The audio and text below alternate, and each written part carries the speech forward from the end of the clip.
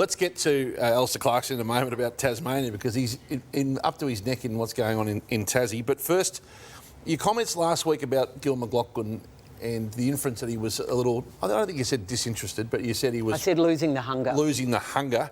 Didn't go over as well at his level. Let's have a look at what you said and then how he responded.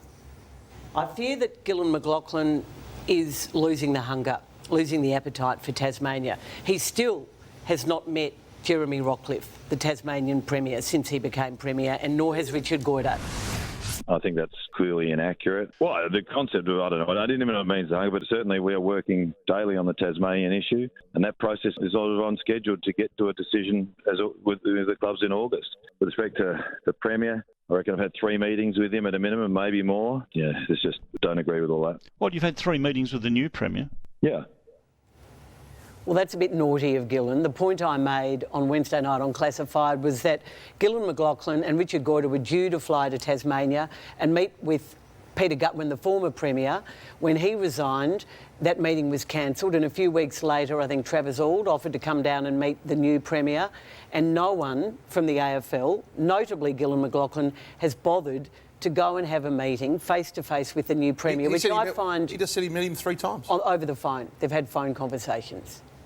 I asked Gillan, I put the question, we had a perfectly pleasant conversation, Gillan and I, after that little exchange with Neil Mitchell, and it was he wasn't holding anything against me, but he said, I have spoken to him, and I said, yeah, but you haven't met him. I mean, this is a bloke who's going to be running one of the biggest historic decisions that the AFL and the state of Tasmania will ever make, and no AFL boss has still gone down to meet him. I think that's not good enough. Looking back, Caro, on those comments, would you rephrase it, or do you stand by that he's lost the hunger for a Tassie team? Because I think that's very different to him coming around to the idea of not having a Tassie team in the near future. The view, look, there was no doubt I think Gillan McLachlan's been driving this, and I reckon he's been driving it for 4 years. You said he lost the hunger, which is a fairly significant accusation. I said I fear he's losing the hunger, and I do fear that. And there was no, not at all. I fear it. But I've always said, Hudgie, that I'm less on the side that Tasmania is just going to immediately have a good team. It's nothing about whether they deserve it. It's about the feasibility. But I think he was hungry for it, and I hope he's not losing the hunger. I hope I'm wrong. But, you know, there's a view from the government and the Tasmanian, the bosses who are leading this, that there's just a bit of negativity around what's going on at the moment. They still have no clue about the second-tier team. They still have no clue about list sizes. There's been negativity coming out of Tasmania and a team, Caro, for 2 decades because they feel like the AFL have annoyed them. That's nothing. There's a lot of rumours going around at the moment about private ownership of this team and where the money's coming from. I wrote in The Age on the weekend that the offer at the moment, the one that was put forward at the start of May, was a 10-year deal worth $150 million, $10 million a year plus $50 million in startup.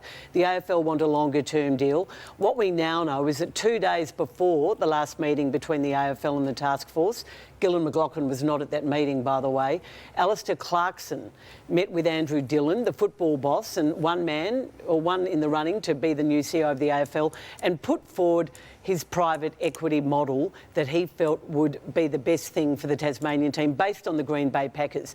Private equity rather than private ownership was Clarko's presentation. Another thing he put forward was an entire capital base capped at $2,500 per person, minimum of $500, which would mean that there's no 1 big or 6 big ownerships. No one would have too much power over the club. And finally, a goal to raise, and this is, people might say Clarko's dreaming, $20 million. It would not be to run the footy team. It would not be a membership model. This is to create a future fund which could help player retention, build a facility such as Breakfast Point, which GWS had. I still think it'll happen, the team. But Caro is closer to this than I am. Do you like that model?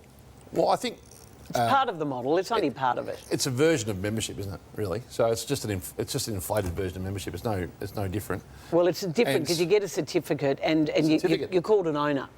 You're called an owner of the club. Members aren't owners of a footy club. They're planning on getting 30,000 members. That's their ideal for the first season.